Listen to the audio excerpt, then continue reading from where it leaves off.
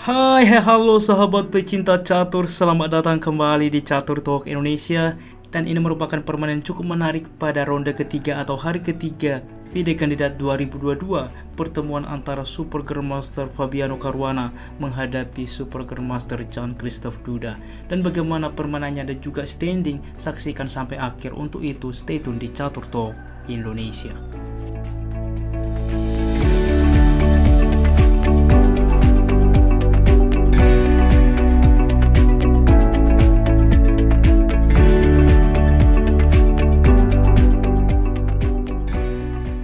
Baiklah teman-teman, di sini Fabiano Caruana memulangkan dengan pion ke-4, dibalas pion ke-5, pertahanan Sisilia. Kuda ke F3, D6, D4, pertukaran terjadi, kuda ke F6, lalu kuda ke G3 mensupport pion pusat dan A6. Sehingga dengan pion ke A6 merupakan variasi cukup populer pada Sisilia, yaitu dengan variasi Nadov. Dilanjutkan dengan F3 saat ini, walaupun di dalam posisi ini cukup banyak juga, yaitu dengan pion melaju ke H3 atau bahkan gajah aktif. Di dalam posisi ini dipilih F3. Dilanjutkan dengan E5 mengancam kuda, juga mempersiapkan gajah ke depan, maka kuda ke B3, gajah ke E6. Di sini dengan ide teman-teman seperti ini, dimana juga mencegah gajah untuk aktif ke depan atau juga mensupport pion untuk juga ke pusat. Gajah ke E3 saat ini, dimana dengan ide apabila pion melaju, maka kuda akan dapat aktif ke depan karena sudah disupport oleh gajah. H5, dimana dengan ide juga untuk mencegah pion melaju, dimana dari rencana Fabiano Caruana untuk juga membuat rokade sayap menteri ke depan. Menteri ke D2, kuda B ke D7, dan sesuai rencana rokade sayap menteri, gajah ke E7, dimana ke depan mempersiapkan rokade sayap raja. Raja ke B1, langkah propalaktif untuk mengamankan raja. Di sini pion ke B5. Pion ke B5 di mana mulai mengetek dari Jan-Christoph Duda dengan ide mendorong pion ke depan mengancam kuda, juga mempersiapkan manuver kuda teman-teman, menempatkan ke posisi strategis. Kuda ke D5 saat ini dengan ide seperti ini, kita lihat mengancam gajah, di mana diterima maka pion ini akan menjadi lemah ke depan sehingga gajah memukul kuda. Sekarang jadi pertanyaan, bagaimana jika kuda yang memukul kuda? Ini sedikit berbeda karena pion menerima. Kita lihat gajah berpindah, di mana kuda sebelumnya tidak lagi mengancam pion ini dan kuda dapat aktif ke depan dan posisi gajah kurang baik.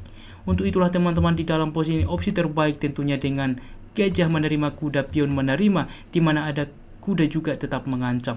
Kuda ke B6 menambah ancaman. Untuk itulah Fabiano Caruana memutuskan gajah memukul kuda, menteri menerima, kuda ke A5 sesuai rencana fokus untuk juga ke depan menempatkan kuda di petak C6. Benteng ke C8, tetap kuda ke C6 dan kuda saat ini memukul pion. Dan apa yang harus dilakukan teman-teman? Karena apa, di sini juga kuda terancam, maka kuda memukul gajah, dan ini opsi terbaik karena gajah sebelumnya juga mensupport pion. Cukup signifikan bedanya apabila langsung menteri terlebih dahulu memukul kuda. Masalahnya di sini menteri memukul kuda sehingga juga mensupport pion, pertukaran terjadi. Kita lihat bahwa pion yang ada di D6 tetap ada teman-teman, dan ini signifikan memberikan sedikit kebaikan atau keunggulan bagi hitam. Untuk itulah teman-teman, opsi yang dilakukan ialah dengan kuda mencoba langsung memukul gajah, kuda memukul kuda, barulah menteri memukul pion, sehingga perbedaannya kita lihat bahwa di sini pionnya sudah tidak ada teman-teman, dan ini pun komplit sama kuat.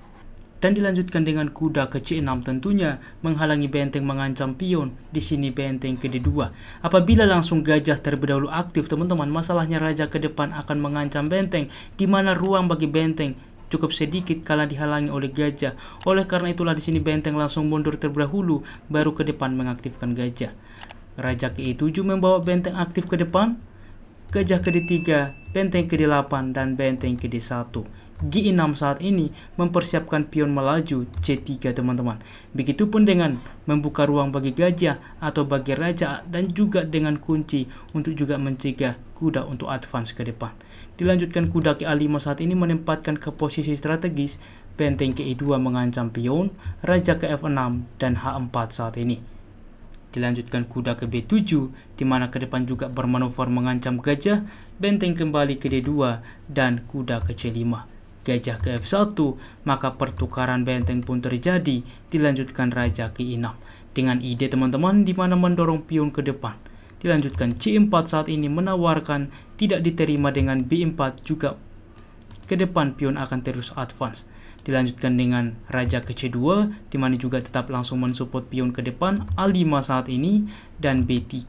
Dilanjutkan kuda ke B7 di mana ke depan menawarkan benteng langsung menuju endgame tentunya G3 dan benteng ke 8. Pertukaran benteng pun disepakati oleh Fabiano Caruana dan raja ke D3 saat ini, maka kuda ke B7 di mana juga tetap bermanuver ke depan melakukan skak juga mensupport pion, raja ke E3, kuda ke C5, F4 dan A4 teman-teman. Tentunya karena cukup banyak tekanan terhadap pion B3 maka pertukaran pun terjadi C5 saat ini dengan ide mengorbankan tetapi juga konsekuensi tentunya membuka aktifnya gajah.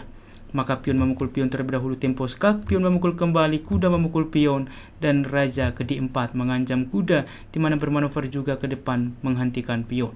Raja ke D6, raja ke C4, kuda ke E6 di mana juga mengancam pion di sini supaya pion tidak sia-sia yaitu dengan F5 di mana mengancam kuda juga membuat pion dari hitam rusak teman-teman. Untuk itulah di sini gajah langsung ke E2 mengancam pion, kuda ke F4 mengancam gajah juga mensupport pion, gajah ke F3, kuda ke G6 mengancam pion, maka pertukaran gajah memukul pion, kuda memukul pion, gajah memukul pion F7, F4 saat ini mempromosikan ke depan, maka gajah langsung ke H5 menghentikan pion, tetap F3 sehingga langsung ditukarkan oleh putih dan raja juga memukul pion teman-teman. Dimana ini juga satu kuda dengan satu pion ditukarkan ke depan, tentunya draw. Tentunya dilanjutkan juga dengan kuda ke D4, A3, kuda ke C2 skak, waktu yang sama mengancam pion sehingga raja berpindah kuda memukul pion dan mereka draw.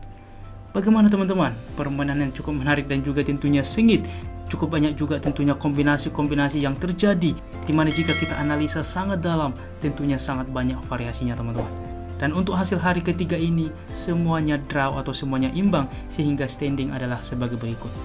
Permainan dipimpin oleh Fabiano Caruana dan Ian Nepomniachtchi dengan poin 2, diikuti Jan-Christophe Duda, Richard Rapport, Ali Reza Firauja dan Hikaru Nakamura dengan poin 1,5, diikuti Teimur Rajabov dan Ding Liren dengan poin 1.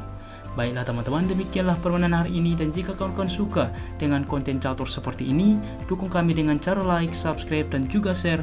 Apabila ada saran atau request ke depan permainan siapa yang akan kita ulas selanjutnya, jangan ragu tuliskan di kolom komentar dan kami akan berusaha membuat ulasan requestan dari Anda. Salam Catur Talk Indonesia, sampai jumpa di video berikutnya. Keep sharing and keep loving. Bye bye.